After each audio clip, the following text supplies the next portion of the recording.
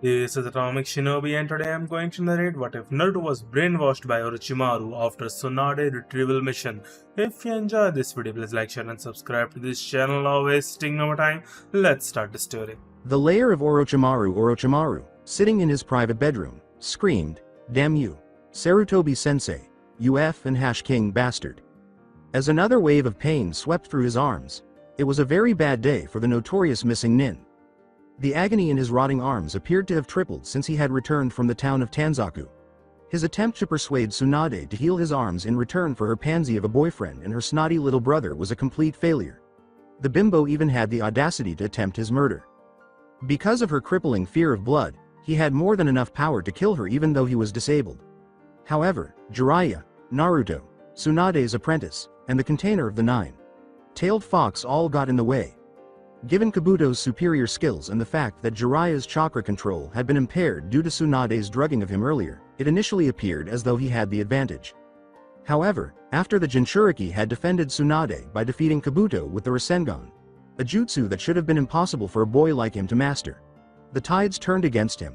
However, the boy was on the verge of death after Kabuto's final blow to his heart seriously damaged it while he was defending the blonde woman. If Tsunade hadn't repaired his injured organ, he was. Orochimaru was aware that Naruto would cause trouble because the Snake Sannin didn't want to be reunited with the Akatsuki anytime soon and they were pursuing the fox demon that was sealed inside him. He therefore made the decision to murder Naruto before he could become even more of a bother. However, Tsunade stepped in once more.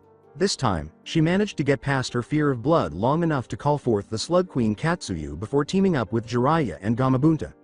Their combined might was insufficient to defeat him and Manda, who ultimately suffered a mouth puncture from Gamabunta's sword and vowed to the missing nin that he would pay a heavy price if he called forth the snake once more. With his eyes squeezing shut in agony, the pale Sannin raged, "Damn it. The ninja of the Leaf Village always end up ruining my plans, especially the blonde menace, Naruto Uzumaki?" Even after the Sand Nin had changed into the Shukaku, he had read about his victory over Gaara of the Sand. He was then reminded of the jutsu Naruto had employed against Kabuto.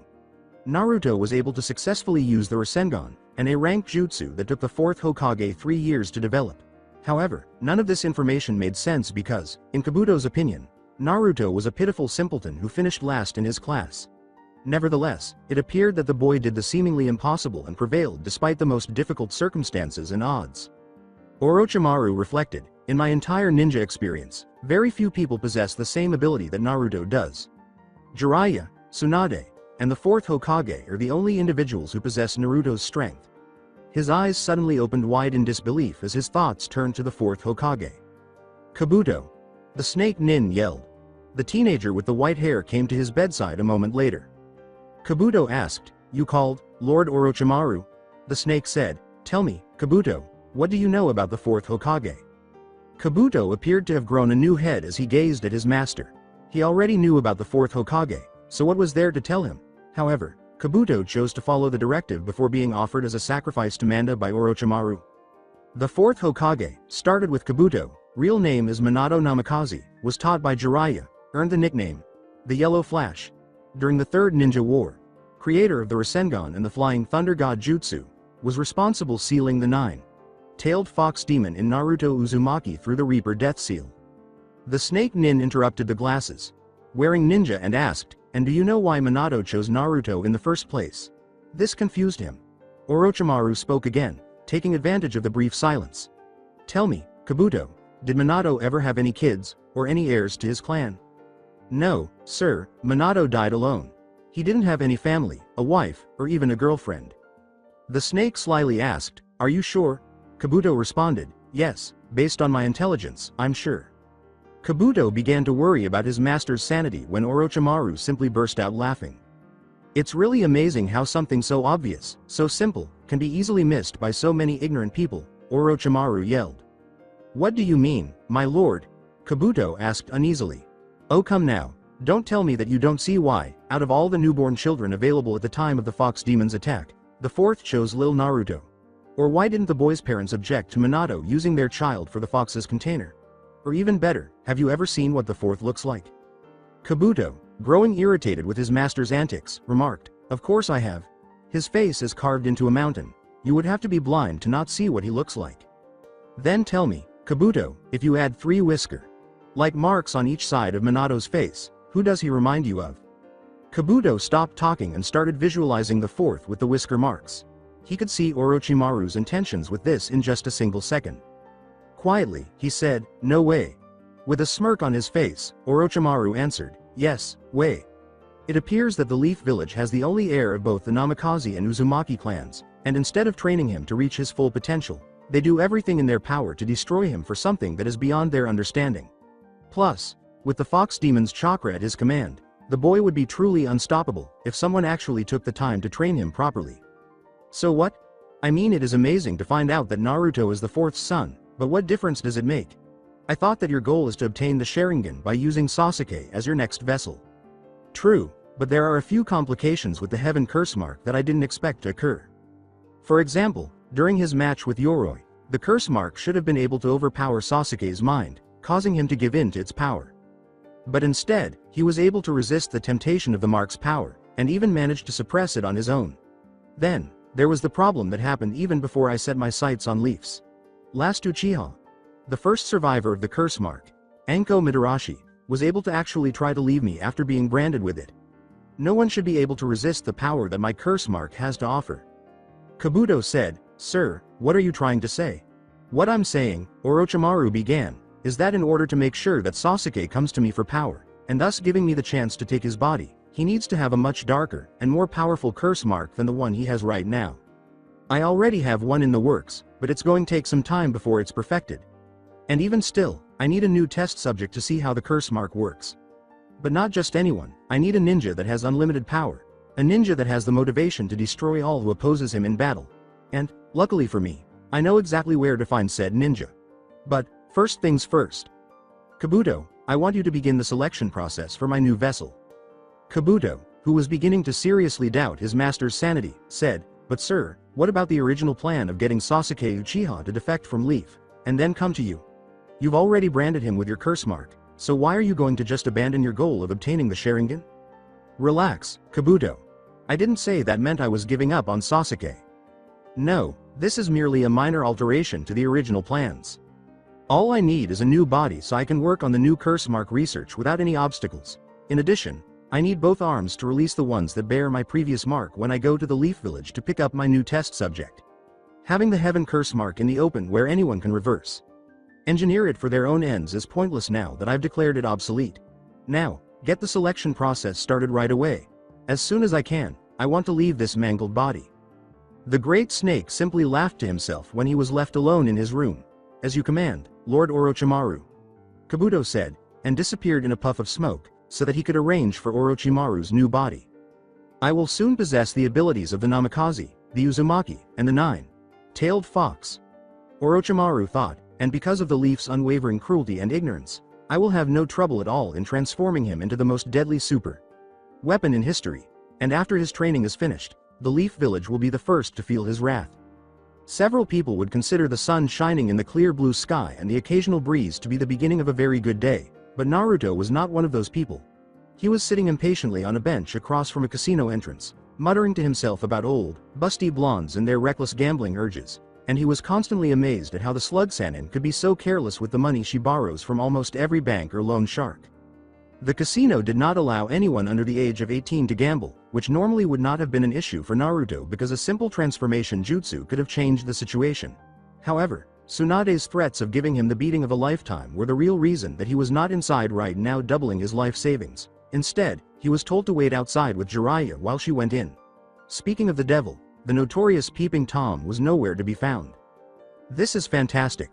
Pervy Sage is most likely off spying in another women's hot spring while Granny Tsunade and Shizune are having a great time at the casino," he muttered to himself. "In the meantime, I'm stuck here waiting for them, looking like some idiot that's lost their way." Along with the idiot, I mean Jiraiya was at a bar stand, drinking a bottle of sake, while Tsunade was at the casino.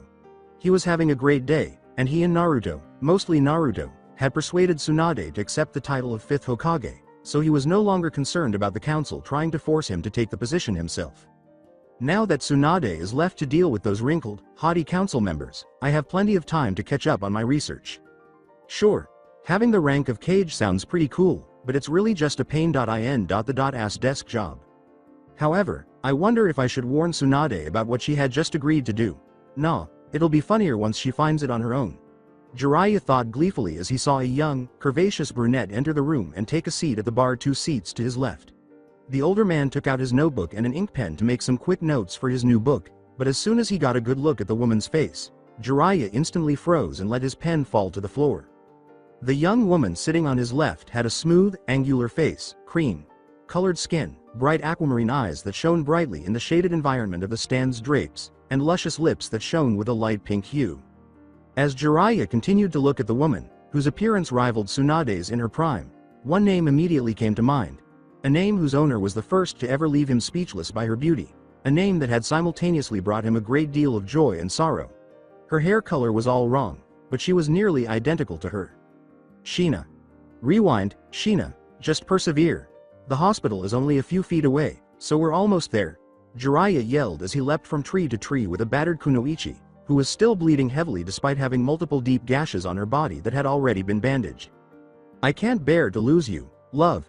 Please hold on, the white-haired nin begged in his mind. Jiraiya. Came a weak voice. Jiraiya looked down at the girl that he was carrying and gazed into her half-closed eyes. Jiraiya, please. Don't, please. My wounds are too bad. I doubt I'll be able to make it. Yes, you can, Sheena. Jiraiya cheered, doubling his speed and hoping to arrive in time. You've been through worse situations than this. You can make it, just don't give up, and don't even think about saying that you have no problem dying like this, not after everything we've been through. Jiraiya. Sheena. Currently the voice that recalled Jiraiya to his surroundings was, Sir? He could see right away that the woman had a worried look on her face as she looked at him. Sir, are you alright? You were looking very vacant, and were talking to yourself about some, Sheena. Jiraiya took some time to comprehend what had happened and came to the conclusion that he must have fallen asleep while still gazing at the woman. He said clumsily, yeah, I'm alright. He paid for his drink and walked out of the bar without saying anything more. I'm sorry about that, it's just that you look a lot like someone I used to know.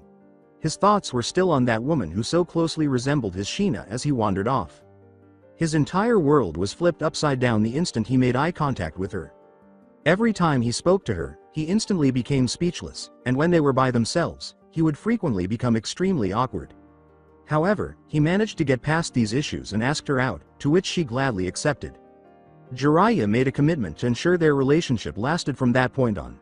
Unfortunately, Jiraiya witnessed the death of his true love in his arms one tragic day, teaching him just how cruel fate can be. For the Sannin, it also marked the beginning of a year-long depression. To make things worse, he was unable to seek solace and support from his family because his parents were alcoholics who quarreled with one another every day. As a means of numbing his emotional pain, Jiraiya started to indulge in his perverted nature and produced the Make Out series, which was based on his own experiences. However, one could only write so much before their work became monotonous. Knowing this, Jiraiya started spying on women in bathhouses once more in order to obtain fresh material. When he first published the book, it became an instant hit and Jiraiya became a filthy rich man. He then overspent on alcohol and strip clubs as a result of his newfound wealth. If it weren't for that encounter at the bar, he would have almost forgotten about Sheena entirely very quickly. Sheena, he thought sorrowfully, you would be completely appalled at what I've turned into if you could see me now. Oh no. How could I have made such a mistake? How could I have allowed myself to be so careless? What's wrong with me? Writing those books, spying on women, and hurling Naruto off a cliff to force him to become a master summoner? No more, then, I'm going to put an end to this stupidity now. Today, I'm going to start behaving like the sensei and man I ought to be. He then headed in the direction of the casino where Naruto, Tsunade, Shizune, and Taunton were. However, when his thoughts turned to Naruto, he became aware of a debt he owed the boy that needed to be paid back. In order to withdraw money from his account, he changed his route and went to the closest bank. Returning with Naruto was rapidly running out of patience with the two Sannin. The others believed that the Sannin of the Hidden Leaf Village were highly esteemed ninja with immense strength and knowledge. However, after meeting all three of them, Naruto was unable to understand why these adults were so well liked. Orochimaru was a deranged, snake-loving psychopath. Tsunade was a gambling addict and alcoholic with a short fuse, and Jiraiya was a total pervert. However, despite their flaws, the first two Sannin were still devoted to the leaf and had a compassionate side. Abruptly, he sensed a well known chakra signature coming up behind him. When Naruto turned around, the notorious Jiraiya was coming toward him. Jiraiya said, "Naruto, why are you waiting outside?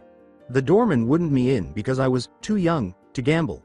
So Granny Tsunade told me to wait here until she was finished," replied Naruto with a bitter voice.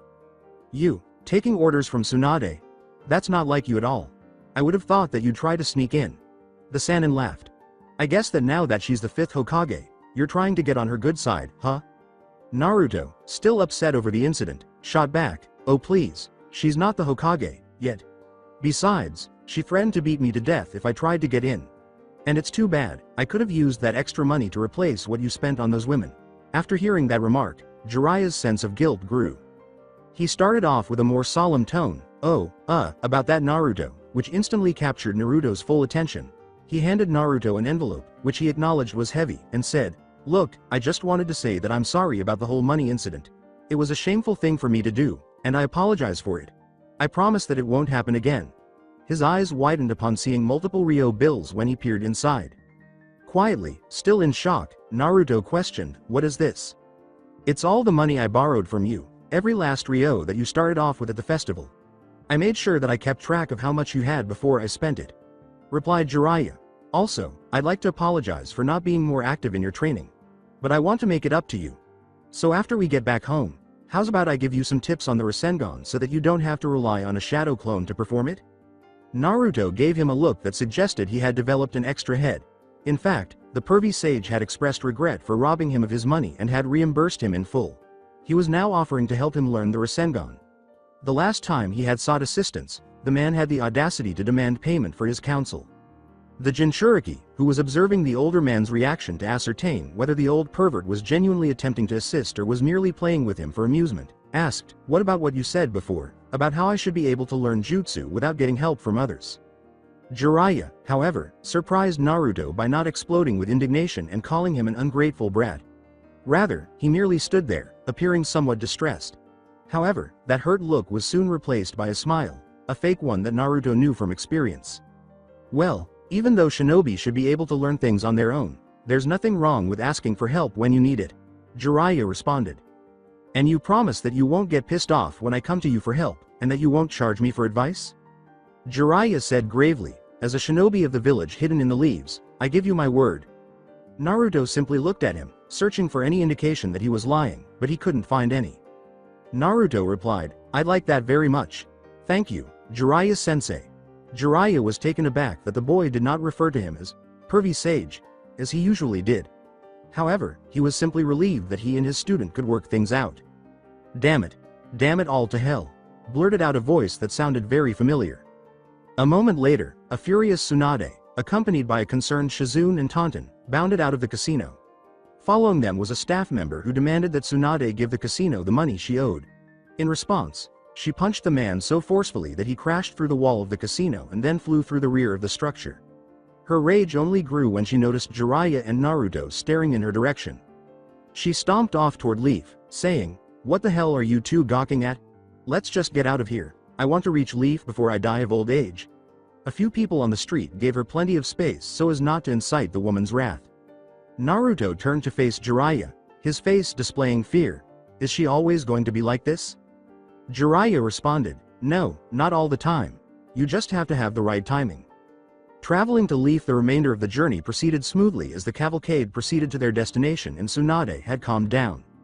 They made very few pit stops and were having a great time. Tsunade's gambling addiction caused one of those stops, and the 3 surviving ninja had to practically drag her away to keep her from losing more money. However, Naruto observed a shift in his Jiraiya's behavior during the remaining stops. He had never attempted to grope Tsunade or made any perverted remarks about her. Furthermore, he never made an attempt to make out with any of the women at rest stops. His favorite pastime was peeping on the women at the hot springs, but he didn't even try. As the group arrived at the final rest area before arriving at the Leaf Village, Naruto thought, "There is definitely something wrong with Pervy Sage. He seems like a totally different person. However, what might have happened to him to bring about this kind of change?" He searched for a plausible possibility, but he was unable to come up with anything. He realized that speaking with someone who knew Jiraiya well was the only practical way to resolve his problem. Sadly, the 3rd Hokage was no longer alive, and he would never have sought answers from Orochimaru. Thus, Tsunade was the only person left with him. As he set out to locate the Slug Princess and obtain some information, he thought, I just hope that she's not drinking right now. He discovered her staring into space from a bench.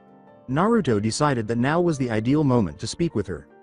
All Naruto could say before he had to leap out of the way of Tsunade's fist colliding with a tree and passing through it was, excuse me. The luscious Kunoichi yelled, damn it Jiraiya, I knew that you were just biding your time. With his hands raised in front of him, Naruto yelled, whoa, whoa, whoa, hold on now, I'm not Jiraiya, in an attempt to soothe the elderly woman. Tsunade's rage was immediately replaced by annoyance when she realized that it was only the second most annoying man she knew. Without emotion, she uttered, oh, it's just you. Well, what do you want now, brat? And you better not call me old, or else you'll be in the same state as that tree over there. As he looked through the tree's hole and saw what was behind it, Naruto gulped silently. Pulling himself together, Naruto continued. It's about I mean Jiraiya, sensei, he started out. That sick pervert. What about him? Don't tell me he went off to do some that research of his, replied Tsunade. No, it's nothing like that. It's just that I think that something's wrong with him. Kid, I've known Jiraiya for years, and I can safely tell you that there is always something wrong with him. Look, I'm not joking around. He's been acting off ever since we left that casino. He hasn't broken into that Toad Sage dance since left Tanzaku.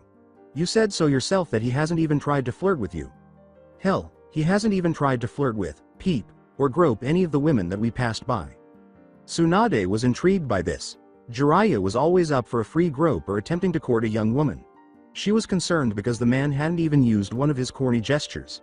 She initially believed that he was simply biding his time to attack. But after learning what Naruto had just told her, she started to worry that her lecher of a friend was actually having problems. Thank you for telling me this, Naruto. I'll talk to your sensei when we get back to the Leaf Village, but I'm pretty sure that it's nothing. He'll probably be back to his old ways in a week. The Slug Sannin replied. Naruto merely grinned. He said, thanks, I really appreciate it. At that moment, Jiraiya's voice boomed loudly over the two blondes. Jiraiya, Shizune, and Taunton were waiting for them a few feet away, so Naruto and Tsunade hurried to catch up. Naruto. Tsunade. Quit dawdling and get a move on already, they exclaimed. Tsunade couldn't stop thinking about Jiraiya once they caught sight of them. According to her, Jiraiya was always the same from the moment they were assigned to the same squad until they faced Hanzo from the Hidden Rain Village. A brazen pervert who would approach any attractive woman he saw. She had observed that Jiraiya had stopped asking her out on dates and had grown more reclusive when she started dating Dan. She had dismissed his actions at the time as a failed attempt to arouse her jealousy, after which she dumped her boyfriend to begin dating him.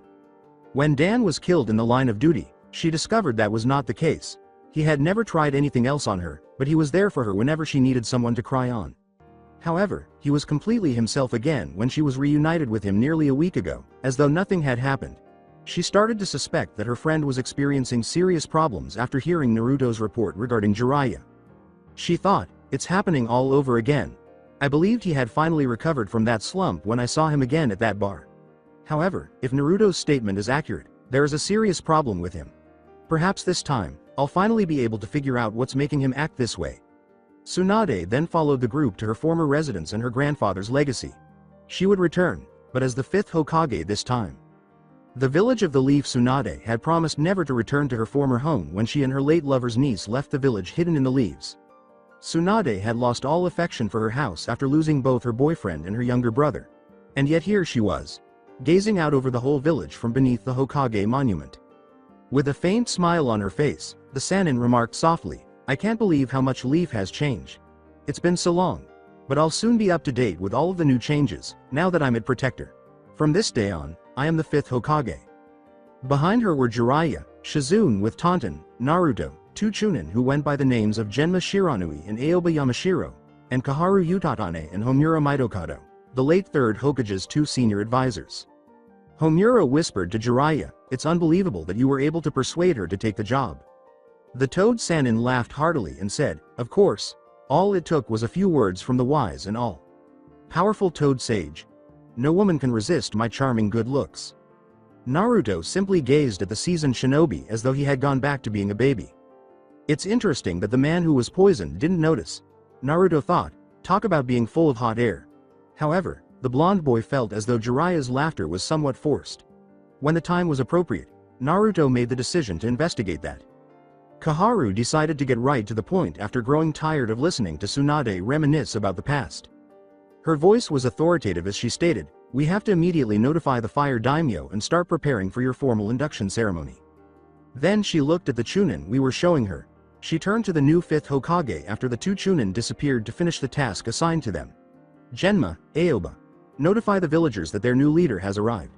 Meanwhile, you must attend a mandatory meeting to discuss your duties as well as other certain conflicts that you will require your judgment, Tsunade."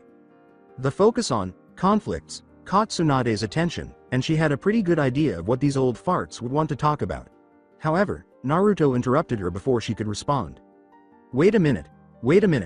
Tsunade has some patients that she has to take care of first," said Naruto. Tsunade sheepishly said, "Oh yeah, I did say that I would do that. Jiraiya, who are they again?" as she thanked the little brat in her head for providing her with a reason to postpone the meeting. "Ga, I've told you just before we entered the village. It's Kakashi Hatake, Sasuke Uchiha, as well as Mighty Guy's student, Rock Lee." Jiraiya sighed. Homura said sharply, "They can wait. Your responsibilities as Hokage come first." Tsunade's severe glare swiftly silenced him. "Let's get a few things straight, counselors. I agreed to take up this position in order to protect this village and its people. Both shinobi and citizen. That includes the wounded and the sick. And furthermore, now that I am the Hokage, I get the final say on what needs to be done in this village. Your jobs are to provide advice when needed, not to dictate what the Hokage can and can't do." Unaccustomed to being responded to in this way, Koharu made her displeasure known to everyone right away.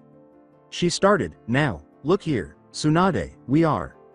Tsunade was trying to stop herself from punching that arrogant old bitch all the way to the Hidden Stone village when she said, "Or are you implying that you would gladly put 3 exceptional shinobi, 2 of whom possess the Sharingan, at risk just so that you 2 can put me through some trivial council proceedings that can be done at any other time?" At this point, the 2 haughty counselors were beginning to regret their words. Tsunade persisted after realizing they would not respond to the question. "I didn't think so. The next time that you 2 want to play politics, just remember that my word is law. And I will not tolerate anyone trying to tell me otherwise."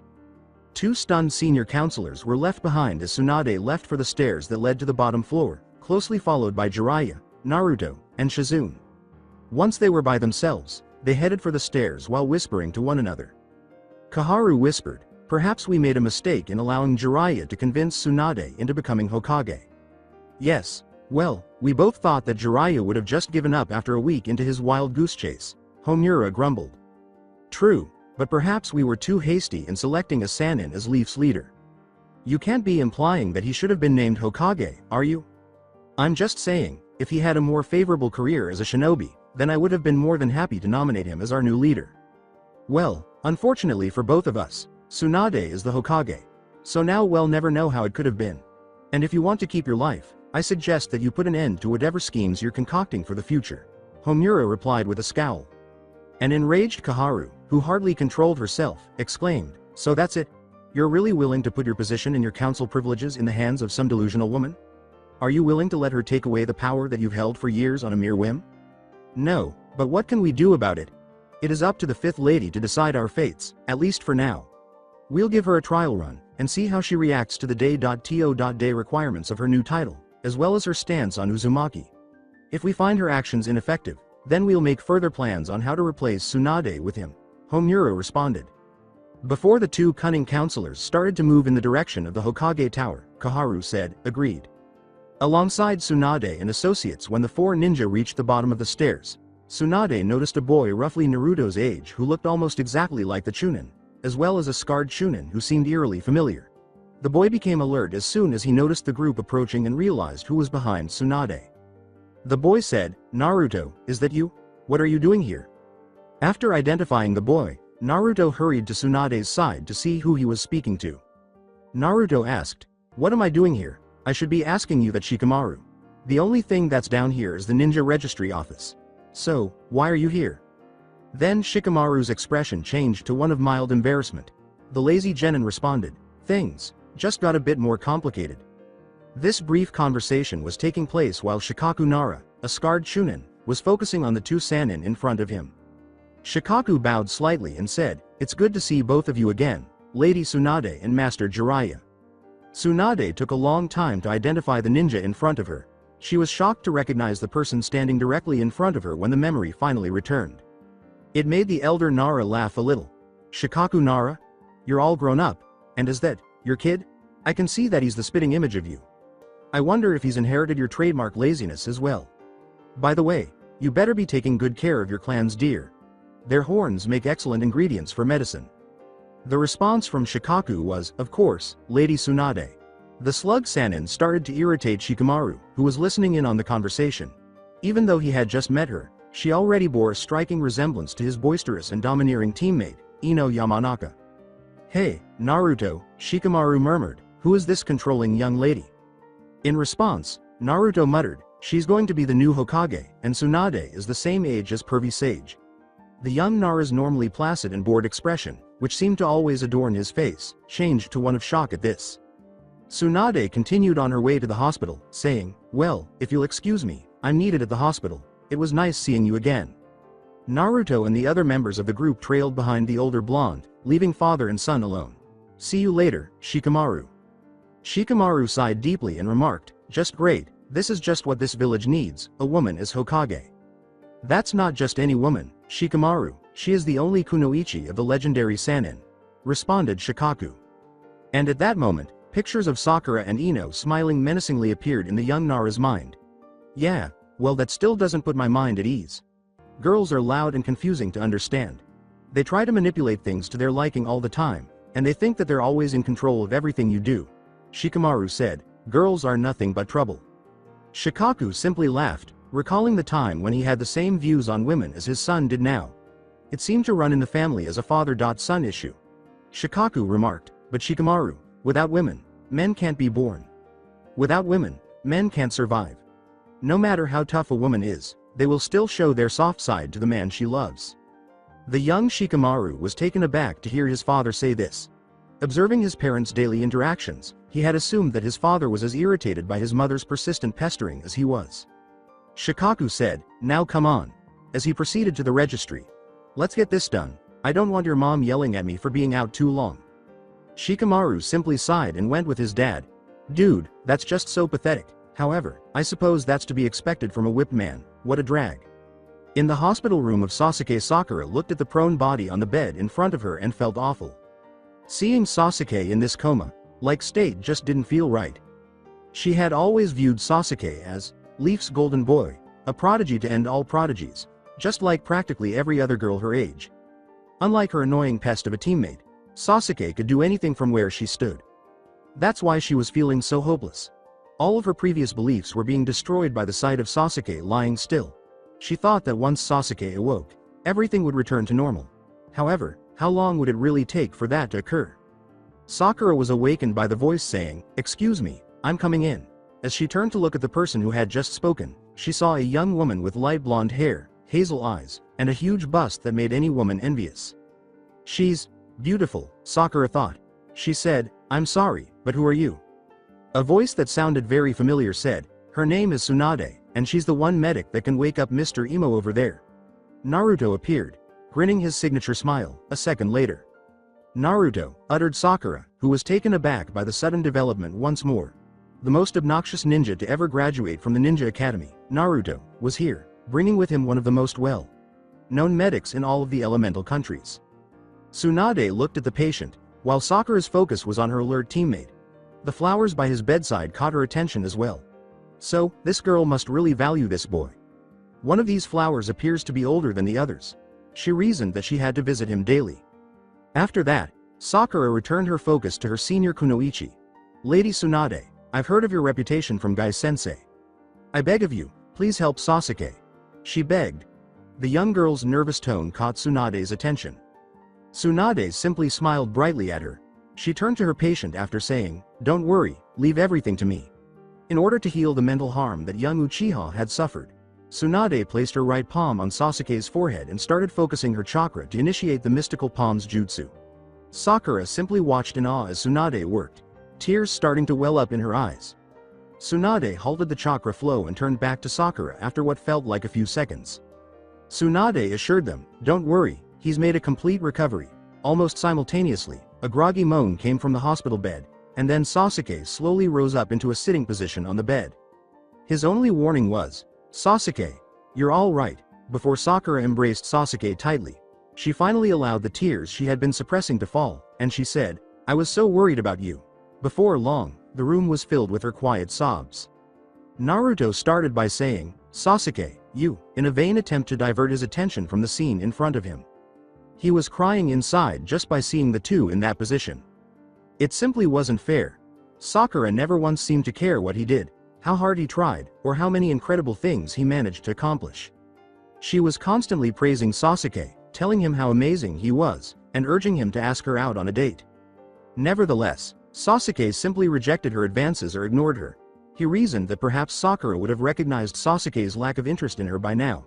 However, Naruto had to come to terms with the fact that Sakura's heart would always belong to Sasuke, regardless of the circumstances. After hearing her confession to Sasuke during team placements, Naruto smiled sadly and walked out of the room to give the couple some privacy. Feeling a little sorry for Naruto, Tsunade watched him leave the room after watching the entire scene unfold in front of her. It appears that Naruto is older than he presents himself to be. It must have been difficult for him, though, considering the situation at the time, she reflected. Tsunade left to tend to her next patient, Kakashi Hatake, after taking one final look at Sakura embracing the still dazed Uchiha. Alongside Naruto deep in contemplation, Naruto made his way to the hospital's exit. While he was walking, nurses and doctors were busy caring for their patients, giving Naruto shady looks whenever they had the opportunity. Naruto ignored them because he had long since mastered the art of acting as though he was blind. But no matter how hard he tried to ignore them, they still hurt. Naruto started reflecting on his journey from his first day at the academy to his current position as he walked slowly out of the hospital and back onto the main walkway. He had great expectations when he first enrolled in the academy that he would be able to learn from people who wouldn't treat him like trash. When he entered homeroom, that notion was instantly dashed. The instructors exerted every effort to remove Naruto from the program. They taught him incorrect katas and ninjutsu techniques, deliberately asked him questions that only Jonins could answer, and even bought off a group of troublesome third-year students to beat him up. They did anything they could get away with. Additionally, the passing jutsu was always the one he performed the worst on the graduation exam. To finally graduate, he had to overcome a treacherous traitor and his own will to master the shadow clone jutsu. The time he spent with his team followed. He had not anticipated the experience he had with Squad 7. Sasuke was nothing more than a conceited jerk who thought he was superior to everyone else. The fact that he consistently appeared to win the respect of the elder shinobi and the villagers did not help his ego either. Then came the sensei of the team, Kakashi. Naruto would undoubtedly acknowledge that their first meeting and bell test were a little difficult at first, but he had hoped that with time, they would work out the kinks. That turned out to be yet another error on his part. Kakashi always made sure that everyone, including myself, knew about all of my mistakes. However, he never once provided advice on how to fix them. He thought, and then there were the Chunin exams. He decided to teach Sasuke Bushibrow's taijutsu style, which Sasuke had stolen and imitated, before teaching him his own jutsu, the Chidori. He exchanged me for additional chakra control exercises with a closet pervert while this was going on. What the devil? Really, did he truly believe that practicing chakra control would help him defeat Neji Hyuga? Or did he believe that my chances of defeating Neji were zero? And he dismissed me as a child who made up wild tales when I attempted to alert him to Gaara's predicament during Sasuke's battle with him. Then it came down to Sakura, the team's final member and the girl he was currently crushing on. Or was meant to be, anyway. When we were younger, she was very sweet and adorable. She was pleasant despite being a little teary-eyed. I was thrilled to see that she would be in the same class as me at the academy because of this. However, she was not the same girl he had known in the past. The quiet, kind girl who appeared to cry easily was no longer there. She was now among the many girls who lusted after Sasuke Uchiha, who was always so arrogant. She was fairly explicit during their team introductions about how much of her future ninja career revolved around the broody heir and how much she detested him.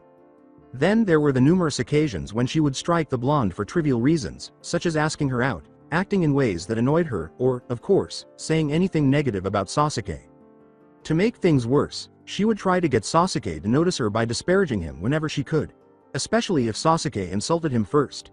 He would have usually dismissed it as her attempting to win Sasuke over without really meaning it. However, there was a limit to how much a person could handle before losing it. Naruto. The voice that recalled him to the present said. Iruka-sensei was standing in front of him. Naruto stood looking around and saw that he had unconsciously strolled to Ichiraku's ramen bar. It's about time you came to your senses. I was calling your name for about a whole minute. Or, don't tell me actually forget about our weekly ramen lunch. Iruka responded in a tone of disbelief. Naruto scratched the back of his head sheepishly and said, Oh, sorry about that, Iruka-sensei. I just had a lot on my mind. As he and Naruto entered the bar and took their customary seats, Iruka remarked, I can tell. Ayame was present to welcome the two most devoted customers to the bar. To everyone's surprise, Naruto only ordered a bowl of beef ramen, while Iruka ordered 2 bowls of miso shrimp ramen. Iruka, concerned that something might be amiss with his surrogate younger brother, said, Are you sure, Naruto? You know that lunch is on me, right? Naruto smiled his signature smile and said, Yeah, I'm fine, Iruka-sensei. I'm just not that hungry today. Iruka changed the topic despite his suspicion that Naruto was once again hiding behind his mask because he knew it would be unwise to try to make him reveal what was truly upsetting him. So, I heard that you just came back from a mission with Master Jiraiya? I take it that it was a success? Iruka responded. Naruto's mood immediately improved, so it seemed like the right thing to say. He started telling Iruka everything right away, including how he and Pervy Sage attempted to find Tsunade and how he used his new jutsu, the Rasengan, to defeat Sound Spy Kabuto. Iruka simply grinned, amazed at the growth of his little prankster of a student. Naruto had made progress, but he still had a long way to go before he was considered a legendary ninja. Iruka pointed to the Konoha headband he was sporting and remarked, You know, Naruto, you've really grown a lot since you first wanted one of these headbands. Naruto's face was adorned with a look of surprise as he looked up from his ramen. He questioned, Really, Iruka-sensei? Yes, I do. And we need every capable shinobi that's available, now more than ever. The Leaf Village is in trouble, Naruto. The sound invasion has done a lot of damage. Several Leaf Nin had lost their lives defending their home, including the 3rd Hokage.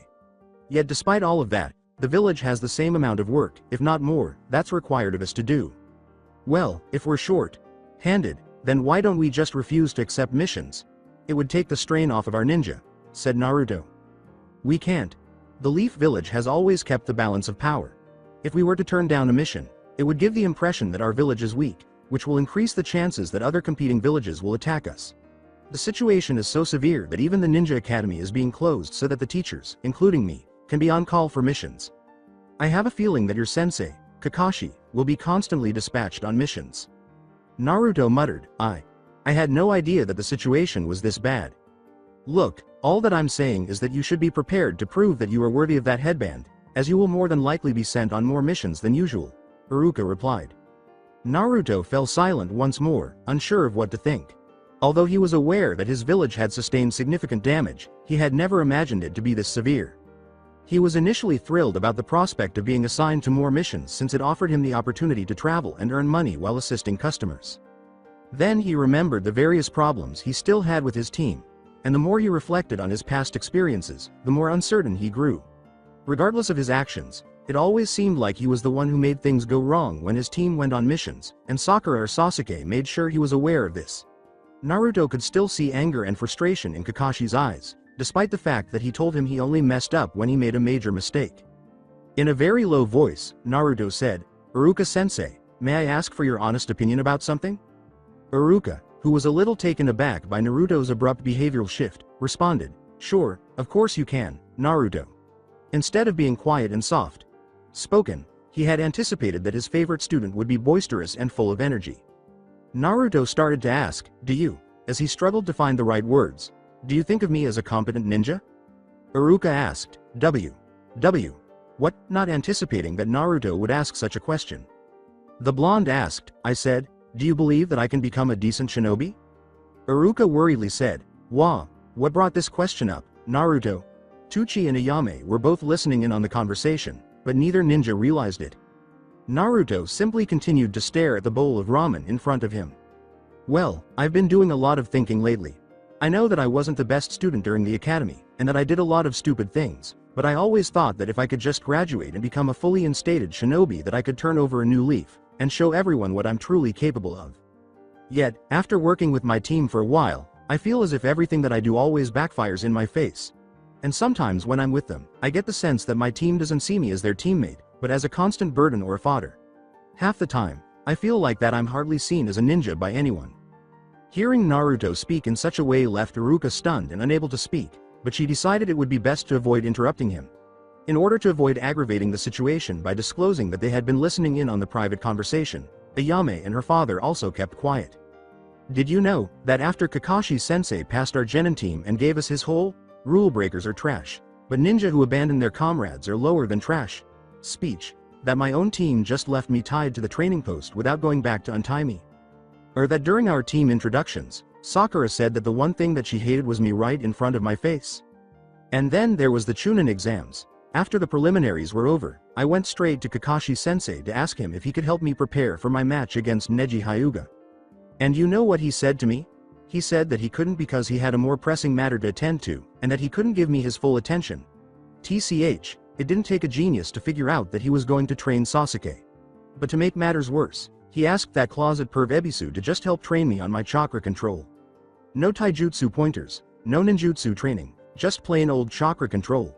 Like that was going to help me gain edge against Neji. Despite his disappointment with Kakashi's handling of Naruto and Sasuke's training, Iruka said nothing. He could have at least asked someone else to assist Naruto, knowing that his little brother and the special Jonin didn't really get along. I try so hard to do my best during missions and training, and yet I feel like that I'm being used as the team's lowest standard. The one person whose abilities are so crappy that everyone uses him to compare themselves to, just so that they can feel better about themselves. And every time I try to improve myself, it feels like they just turn up their noses and continue on as if nothing has changed at all. Naruto's hold on the tabletop tightened at this point, as though he was doing everything he could to maintain his poise. So, what I guess I'm trying to ask you is, do you honestly believe that I can make it as a ninja? Can I really be great, or am I just wasting my time trying to do something that just can't be done? He asked softly. Naruto always detested being so outspoken about his emotions, but he eventually realized that it was safer to keep his fears to himself in order to protect himself from the villagers who were always looking for someone to take advantage of. It was difficult for him to open up to them, even after he had come to the realization that there were people who genuinely cared about him. Abruptly, Naruto sensed a gentle pressure on his right shoulder. He noticed that Iruka was grinning warmly at him as he looked up. Naruto, you're being too hard on yourself. No ninja is perfect when they first start their career, Iruka replied. But what about Kakashi-sensei? He was considered a prodigy when he was younger than me, and everyone considers Sasuke the best, top rookie the Ninja Academy has ever produced. Not to mention that both of them came from ninja families, said Naruto. True, both Kakashi and Sasuke were talented students when they attended the academy, and their fathers were exceptional ninja when they were alive. Iruka was founded, but that doesn't mean that they're going to be the very best of the best. I mean, look at Sasuke. He says that he can beat any opponent just because he's a Uchiha, yet Rock Lee was able to wipe the floor with him during their first encounter, right? And as for Kakashi, wasn't he nearly beaten when he was facing off against Zabuza Momochi, even with his Sharingan revealed? Yeah, that's true on both counts, so you see, even though they were considered the best in the village, they still faced difficulties when facing unknown opponents. They allowed their arrogance and reputations get the better of them, which nearly cost them dearly. Just because they have exceptional skills doesn't mean that they're automatically the greatest ninjas of the entire elemental nations. In fact, I believe that prodigies are at more of a disadvantage when they become shinobi. Really?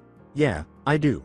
Because they are so comfortable with their parents' reputation and their own skills, prodigies usually don't have the drive or determination to continue training and improve their skills. I believe that it's the regular shinobi that have the will to work hard and to always do their best are the ones that can reach their full potential. In fact, our fourth Hokage started off as a regular student with no ninja family, and look how he made it as a ninja. You see, there is nothing physically stopping you from becoming a great shinobi. Only thing that's truly stopping you from prospering is your negative thinking. It's all in your head. He laughed as he tapped using his index finger. As long as you continue to train hard, there is no limit to what you can achieve. You just have to believe in yourself and never give up on your goals. Iruka concluded with an honest grin. Iruka genuinely believed in his academy teacher, and Naruto just gazed at him in amazement. Iruka continued to think he could be a great ninja despite all of the tricks and stunts he had done as a student. Naruto couldn't help but smile at that moment. Thanks, Iruka-sensei, you don't know how much that means to me, replied Naruto. The two ninjas heard Naruto's stomach growl a moment later, and the gentle atmosphere vanished in an instant. Naruto simply scratched the back of his head and laughed sheepishly. Heh, Looks like I was hungry after all. Hey, Tucci, could I get 5 more bowls of beef flavored ramen over here? Both father and daughter quickly, if not awkwardly, returned to their jobs after hearing this new directive. In an attempt to keep his 2 favorite clients from learning that he and Ayame were listening in, Tucci joked, "Now there's the appetite that we all know and love." However, they were taken aback to discover Naruto's sensitive side. They did lend a hand whenever they could, and they were aware that he was struggling, but they never imagined Naruto would be this close to losing it. They hoped that they would never have to witness it again. After half an hour following 9 additional bowls of ramen, Naruto and Iruka split up. According to Iruka, he was meant to meet someone later. Since he assumed it was related to the academy, Naruto made the decision to walk around the village and check on the restoration's progress while he was away. He had the misfortune of passing a number of civilians along the way, who publicly showed their disdain for him by glaring at him and sending him filthy glances. Additionally, he could vouch for hearing some of the people he passed murmuring that they thought that he was gone for good, or even, "Why can't it just leave and never come back?" Naruto made the decision to go check on Sasuke at the hospital after deciding he could stand hearing these remarks no longer.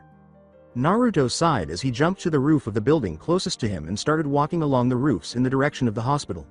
Because it was quick, enjoyable, and there were fewer villagers to deal with, he always preferred to go about the village in this manner. He arrived at the front entrance of the hospital within a few minutes. Naruto knew where Sasuke's room was, so he skipped the receptionist's desk as he entered. In addition, he was aware that if he had asked her where his teammate's room was, she would have simply told him to leave.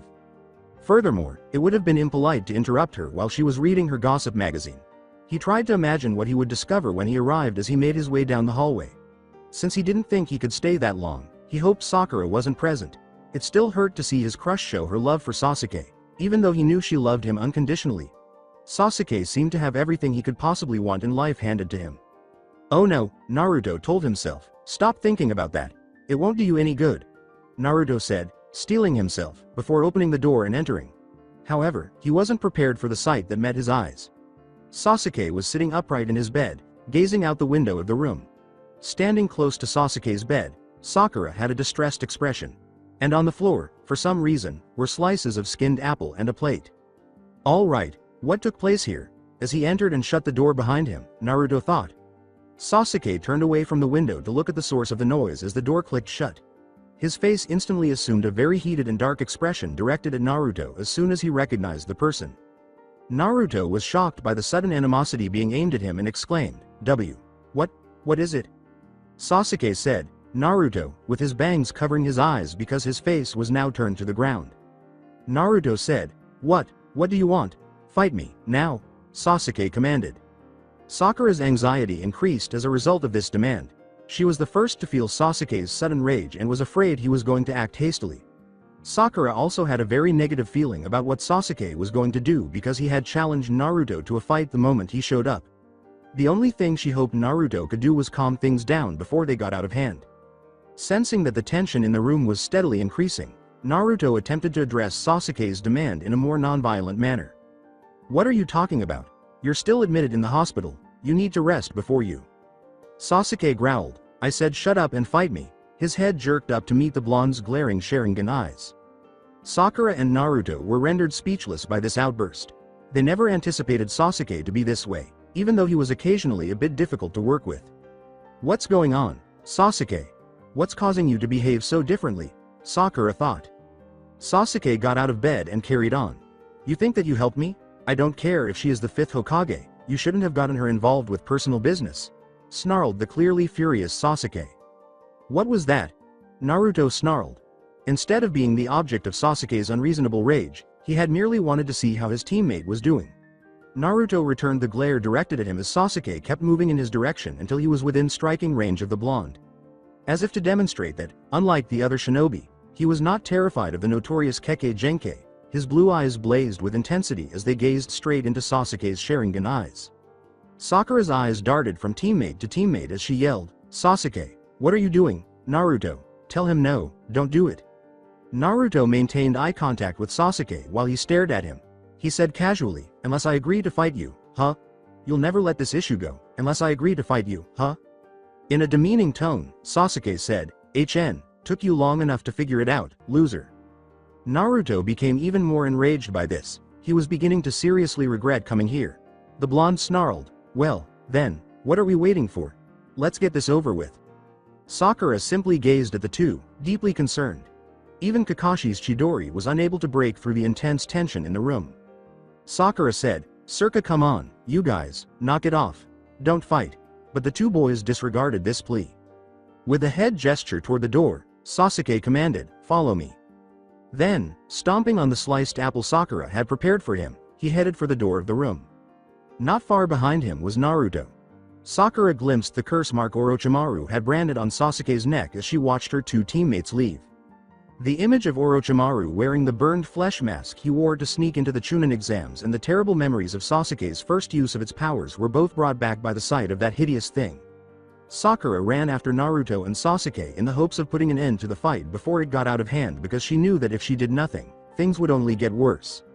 With Naruto and Sasuke, Naruto started reflecting on his previous encounters with the Uchiha as he followed Sasuke to the roof of the hospital. Despite their intense animosity, they were typically able to establish a short-term truce while on missions. But this was the most agitated Sasuke he had ever seen. Naruto searched for a potential explanation for Sasuke's negative attitude, but he was unsuccessful. As the two entered the last doorway leading to the hospital's roof, where a number of sheets were drying on a clothesline, Naruto suddenly remembered the third-round preliminary exams for Chunin, specifically how Sasuke had informed him that he was one of the few ninja he wanted to battle. As he and Sasuke faced one another, seemingly to retake the Chunin exams, Naruto exclaimed, "Ha!" with excitement. Sasuke, however, wasn't feeling particularly happy. He growled, "What the devil are you laughing at?" "Sasuke, I'm just excited, not laughing. I finally get to repay you for all of the times you outperformed me in our team's sparring matches after all this time." Sasuke only needed those words to recall his last encounter with Itachi and how he was more interested in the blonde fool than in him, and the idea of his family's killer not seeing him as a threat at all made him furious. "What were you saying? Quit talking gibberish, loser," Sasuke growled. "Uchiha, I'm not the person you believe me to be. Since I became a ninja, I've undergone significant change," Naruto shot back. Sasuke was only made more irate by this, since he recalled that Itachi had stated that he had no interest in him, that bastard's own brother. "Who do you believe you are? Without additional assistance, you couldn't even pass the academy's graduation exam. You are a total loser now, just as you were back then. Absolutely nothing has changed," Sasuke yelled. Despite his desire to yell back an insult, Naruto chose a different strategy. "What's wrong, Sasuke? You've never lost your temper so quickly. Don't pretend that you're genuinely sorry you challenged me to this battle. Just bring it and stop talking." Okay, before we begin, please put on your headband. Proceed, I'll wait." Sasuke moaned, I don't need it. Just put it on, please. You won't even be able to scratch my forehead, so there won't be any need for it." Sakura caught up to her two teammates at this point and was observing the entire drama from the doorway as Sasuke growled and pointed to his forehead with his thumb. "That isn't the purpose," Naruto yelled, pointing to his own headband. "This headband is a symbol that demonstrates that we are fighting as equals and comrades." "Well, where do you think you got off? You genuinely believe for a moment that you are on par with me?" "I certainly do. I am positive that I was never, ever your inferior." As his Sharingan eyes started to spin wildly, Sasuke roared, "You're starting to really piss me off, you low-life piece of trash. That just proves that even with your Sharingan and clan's reputation, you're nothing but a weak little boy," said Naruto. "Naruto. Sasuke." The two fighters wasted no time in charging at one another. They both threw a right punch in an attempt to get the first one in as soon as they were sufficiently close. A stalemate ensued as each fighter struggled to push the other back after they both caught the attack before any damage could be done. Sasuke took advantage of his opponent's opening by launching a fast right roundhouse kick, but Naruto managed to avoid it and grab his leg instead. Then, in an effort to throw Sasuke, Naruto began to spin him around by the leg. Sasuke's quick thinking caused him to slam his hands on the ground and launch a reverse kick that struck Naruto's chest, causing him to lose his hold on the leg and fly back into the air.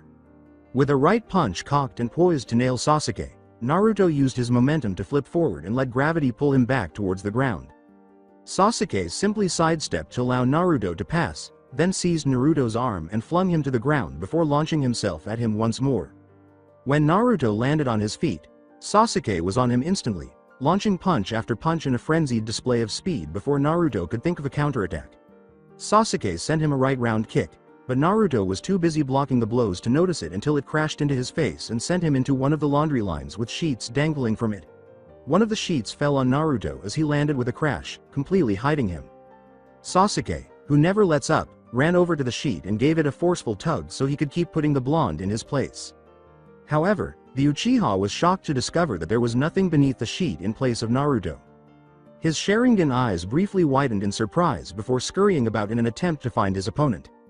Looking around the roof, all he could see were the numerous sheets dancing in the light breeze that blew through the space, until one sheet farther ahead of Sasuke abruptly flapped out as though someone had given it a good shake.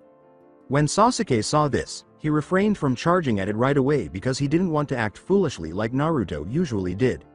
Rather, he leapt into the air, hoping to catch a glimpse of the blonde from above. The sun's rays attracted his attention as he ascended, and he looked up to see Naruto standing in silhouette atop a water tank.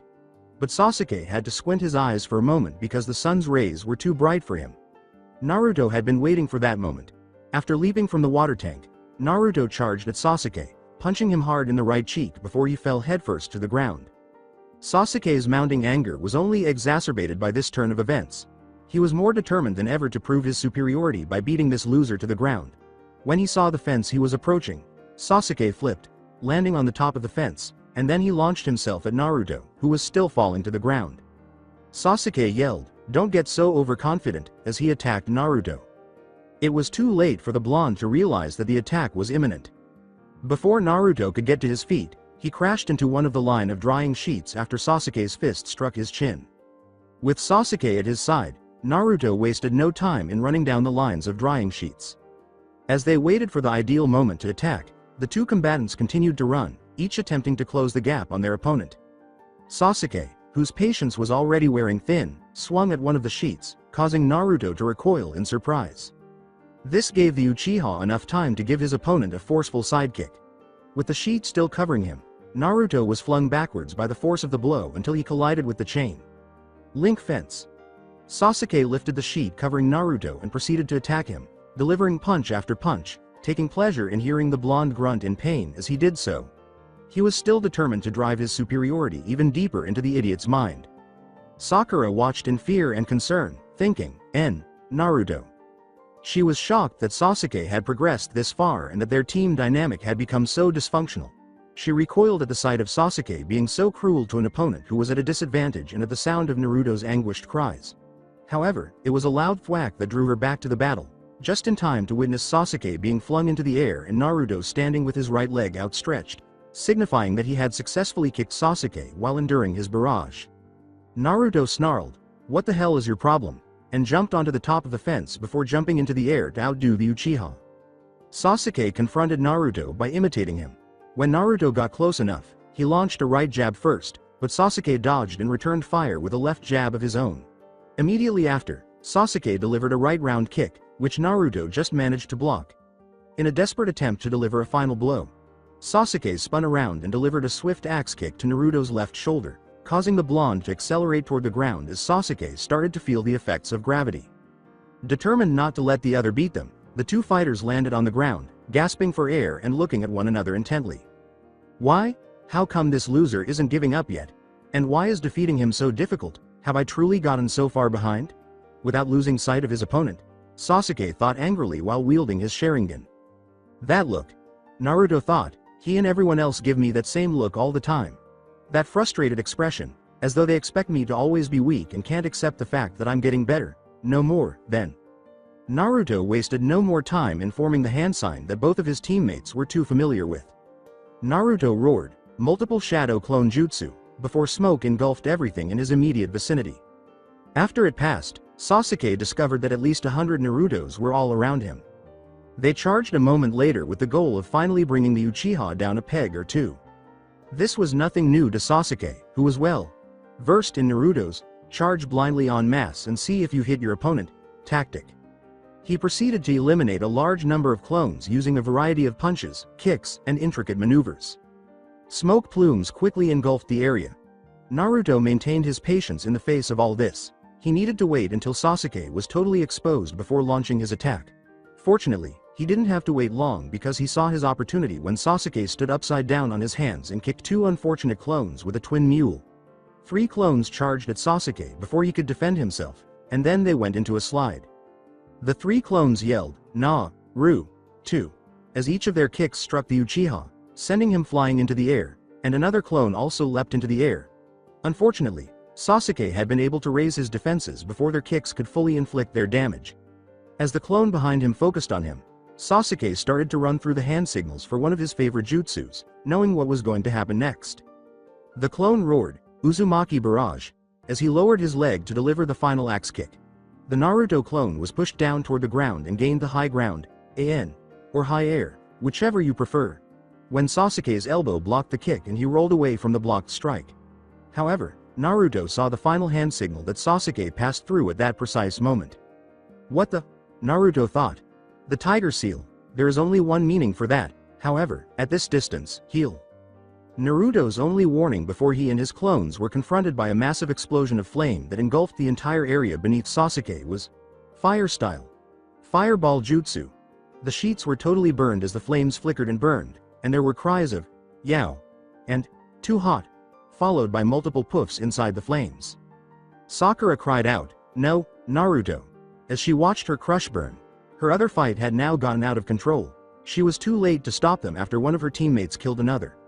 Abruptly, she became aware of the flames beginning to spiral and the faint whirring sound that was gradually growing louder.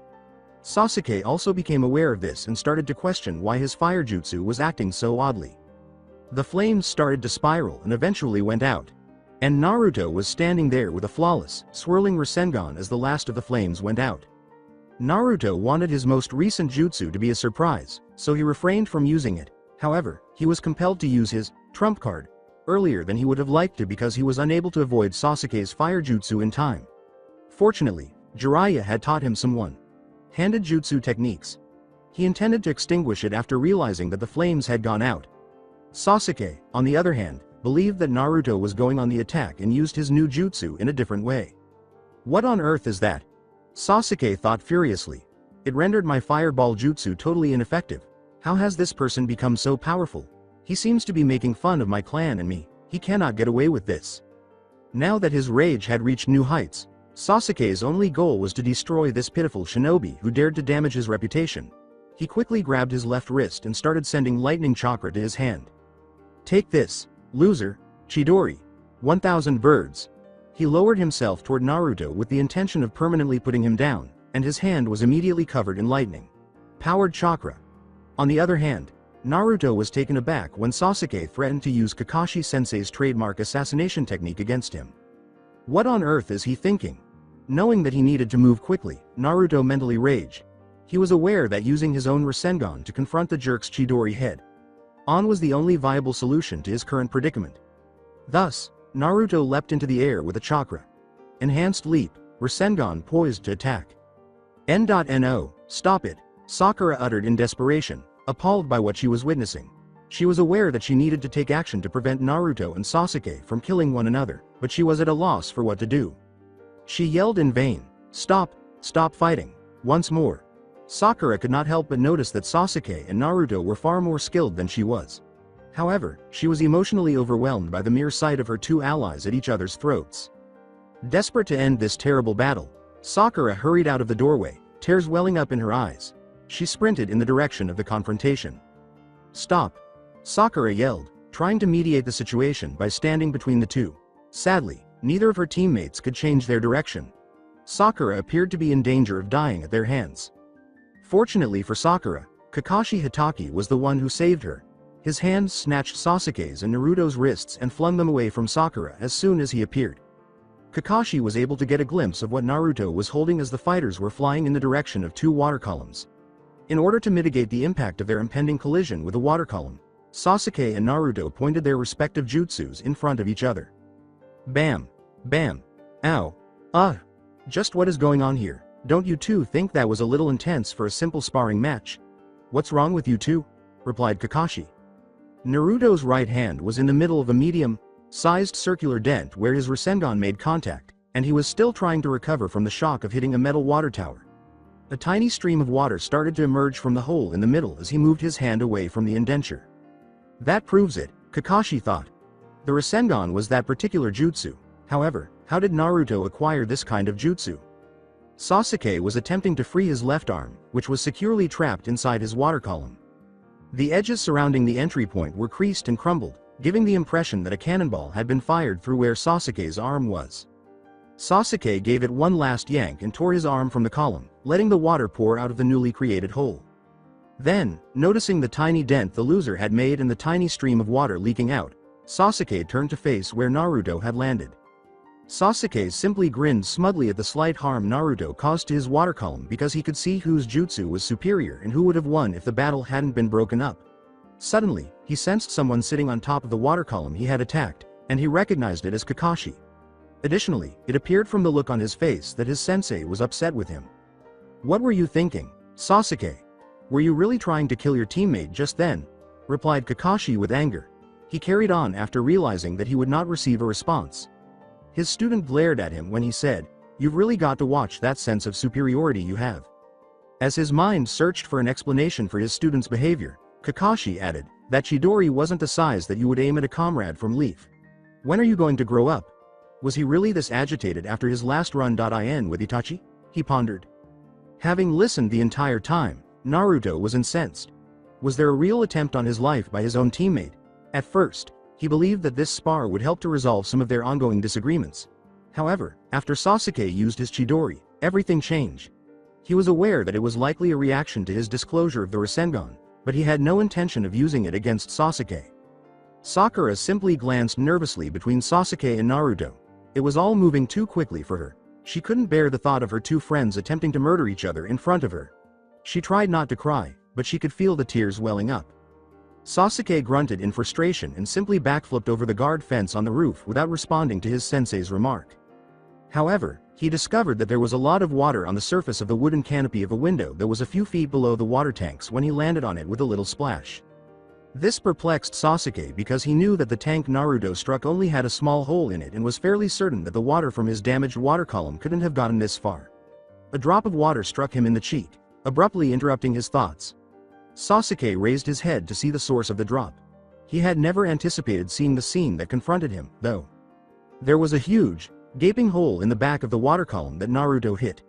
Its edges protruded as though a giant drill had exploded out of the hole, which was most likely at least twice his size.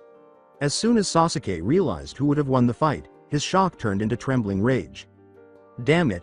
snarled Sasuke, hammering his fist against the metal siding of the room. "Naruto," Sasuke thought, "how strong have you gotten?" Kakashi's perceptive eye saw all of this. He turned to face his remaining pupil and saw that Sakura was making a valiant effort to suppress her tears, but she was failing miserably. Then he turned to face Naruto, who continued to glare at the location where Sasuke used to be. How did it all end up this way? Kakashi sighed and thought. He asked out loud, "Was it you who taught Naruto that jutsu?" It appeared to any onlooker that Kakashi was conversing with an imaginary friend. The fact that he was speaking to the new chakra signature behind the now drained water column would have only been apparent to those who had received ninja training. "He is still too young to handle a jutsu that powerful," he went on. "He could have killed Sasuke. Even if it is for protection against the Akatsuki, Naruto is still." Jiraiya said, "Hey, you're a fine one to talk." From behind the tank, "If I recall correctly, you're the one who taught Sasuke the Chidori."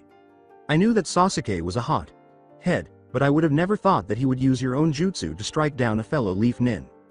Though he didn't express it, Kakashi recoiled inwardly at that comment. "Am I missing something here? Did something happen to invoke this much bad blood between those two?" asked the Toad Sage. Kakashi calmly replied, "Oh, it's nothing that hasn't been seen before." "Meaning what?" Jiraiya inquired gravely. "Oh, come now. Don't tell me that you have already forgotten your old rivalry between Orochimaru. Your old relationship with your former comrade isn't much different than the one Sasuke and Naruto currently have," responded Kakashi. Jiraiya simply snorted in annoyance. He always found it annoying when someone brought up his previous rivalry with the treacherous Snake Nin. "Only, I see," was his response. Naruto was silently fuming over what he had heard his sensei say about him while the two older shinobi were discussing rivalries. "I could have killed Sasuke. I'm not ready for such a technique." "Is that all he has to say?" raged Naruto. "Does he really have that little faith in me? I managed to master the Rasengan faster than the fourth Hokage, and Kakashi sensei just says that I'm not old enough to handle." And then he criticizes me for using it to defend myself against that bastard Sasuke's Chidori. Oh sure, he believes that Sasuke is more than ready to handle his own assassination jutsu, despite the fact that the damn Uchiha was going to use it to kill me. Yet when I use the Rasengan to defend myself, he sees it as the worst crime a shinobi can ever commit. God, he is such a frickin' favorite. Playing hypocrite. It was Naruto that roused the blonde from his inward tirade. When Naruto saw Jiraiya standing directly behind him, he jumped. The young genin, somewhat annoyed at himself for not recognizing that someone had been behind him the entire time, asked, Pages P. Pervy Sage, how long have you been there? In addition, he saw that Kakashi had vanished. Jiraiya said gravely, long enough to see your little deathmatch against Sasuke. Naruto said anxiously, why you mean, you saw everything? The Toad Sage nodded his head, his serious expression never leaving his face, which only made him feel more uneasy. Jiraiya-sensei, I'm so sorry about everything, but you have to believe me, I was never planning on attacking Sasuke with that Rasengan. I only used it to counter that bastard's fireball jutsu. I was going to deactivate it once the flames were doused out completely. If Sasuke had never used that Chidori, I would have never met his charge with it. I wasn't going to use it to kill him, despite what Kakashi-sensei believes. Now hold on there, Jiraiya interrupted Naruto. I said that I saw everything, Naruto. I know that you were acting in self-defense against the Chidori, but I don't think you fully comprehend just how deadly the Rasengan is. Naruto pointed to the water tank and said, what are you talking about? Sasuke was able to jab his entire arm through his, while my Rasengan only managed to dent it? Jiraiya dead. Panned, sheesh. You really are slow at the basics. What was that? As he guided him to the water tank he had hit, Jiraiya said, I meant what I said. He pointed to the big hole in the back of the tank and concluded, you let your emotions get the better of you, which often causes you to miss things that are right in front of you. Naruto's eyes widened in shock at the sight that met his gaze as he turned to see what he was pointing at. He initially believed he was seeing things, but as he approached the huge hole, he understood that what he was looking at was entirely real. Did I really do this? Naruto questioned, shocked. With solemnity, Jiraiya answered, yes, you did, Naruto. You see, even though the Chidori has the power to slice through its target, the Rasengan grinds anything that comes in contact with it. As you can see, this effect is much more dangerous when it strikes an object that contains water within it, including the human body. Naruto responded angrily, but I was never intending on hitting Sasuke with the Rasengan in the first place. I keep telling you that. Jiraiya said, I know, in a conciliatory tone, but if someone else had been watching that fight, they might have reached different conclusions. Naruto grimaced as he thought of the Konoha Council and almost all of the villagers. He was aware that they were constantly trying to find a way to expel him from the ninja program, send him into exile, or worse, have him put to death. And he was certain that they would have taken advantage of this if any of them had smelled what had just transpired. Jiraiya could tell by the irate scowl on his student's face that he had finally communicated his message to Naruto. The Toad Sage continued, I'm not telling you to stop using the Rasengan, Naruto. The Toad Sannin then departed via body flicker, saying, I'm just saying that you should be more careful whenever you use that jutsu in a fight. Now, if you'll excuse me, I have a meeting with Tsunade that I must attend to. Alone now, Naruto circled the water tank platform and made his way back to the hospital roof's exit. He saw Sakura gazing off into the distance while traveling. Her attention didn't turn to him until he landed after leaping from the platform. Naruto was still upset about Sasuke's attempt and Kakashi's comments regarding his new jutsu. Additionally, he felt compelled to deal with the girl because of his prior interactions with her. As he approached the door, Naruto thought, HMPH, she probably wants to clobber me for almost killing her precious Sasuke. He made an effort to ignore Sakura when he saw her coming toward him. Sakura attempted to speak with him in spite of this plan. Naruto, she started. Naruto tried to hide the majority of his rage and said as quickly as he could, not now, Sakura, I'm not in the mood. Sakura tried again despite being briefly put off by Naruto's response, but Naruto, Naruto, growing increasingly irritated by the moment, interrupted again, saying, I said not now, Sakura. Sakura was now becoming agitated. Sasuke's curse mark was the only thing she had been thinking about since the Chunin exams, and she wanted to share it with Naruto.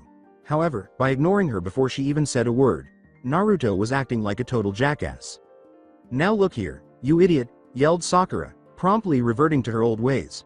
I have something really important to tell you, and you just blow me off like I'm some annoying pest. You've got some nerve, nah.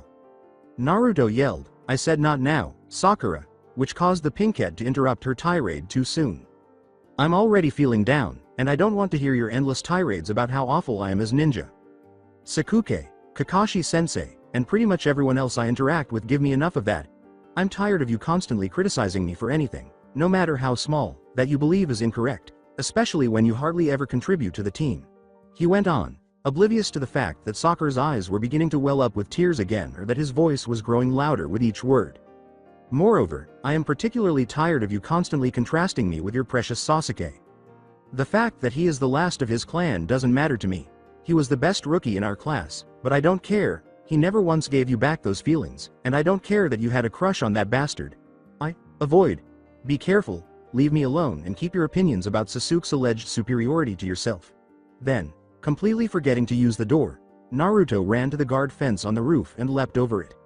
Sakura was shocked by what had just happened. She had never been the center of attention during someone's anger, much less Naruto's. At first, she wanted to believe that Naruto had gone too far and was acting in a completely ridiculous manner, but inner Sakura quickly agreed, claiming that Sasuke wasn't at fault because he was Naruto's superior in every way. It wasn't until she heard what her inner self had to say that Sakura started to reflect on all of her previous experiences. The young Kunoichi asked, "Have I really been that unbearable to be around? I mean, sure, I've hit Naruto a bit too hard a couple of times, but they were always in good reason. Surely, I couldn't have been that unfair, could I?" Sakura then realized that she wasn't as friendly as she wanted to think she was, asking, "How could I not see this before? I've just acted like everyone else, just be accepted, that I never stopped to think of the consequences of how I treated Naruto." Determined to find Naruto, Sakura ran to the edge of the roof and leapt over the guard fence, her resolve reinforced. She and everyone else on the roof were unaware that a nurse hiding a few steps below the doorway had heard and seen everything. How dare that fucking monster attack our final Uchiha and bring shame to our fourth Hokage? She muttered under her breath, because she had witnessed the abomination use the fourth signature jutsu to attack Sasuke, and she was even more enraged when she heard Kakashi Hitaki say that the demon could have killed Sasuke. 13 years ago, when the fox demon went on a rampage near the village, she had lost her fiancé, and she had vowed to exact revenge on the demon's reincarnation, no matter how long it took. She had intended to start her plot later, but she had to strike now, or else the demon would kill again. As she walked back down the stairs, she muttered, "It's time that I finished what the fourth Hokage started." Her shift was already over, and she needed to get in touch with a lot of people to make her plan work. That's it for today. I hope you guys enjoyed this great story. See you in the next one.